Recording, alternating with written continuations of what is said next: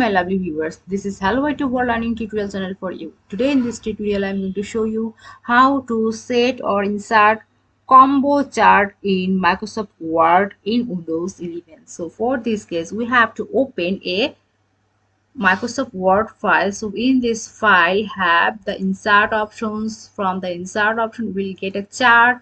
So here the below sections have the combo chart is presenting here, which have been by default lots of combo file is presenting here. So first of all we take the class start column, line, column as well as line, aggregate this file. So if we press OK, here the information has been revealed with the by default value. Here this we can see it clearly.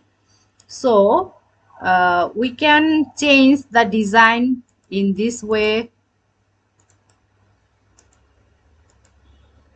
See, change, or as well as here also we can change this system. So thank you so much for watching this video. Please subscribe this channel. Hopefully this tutorial will help you so much.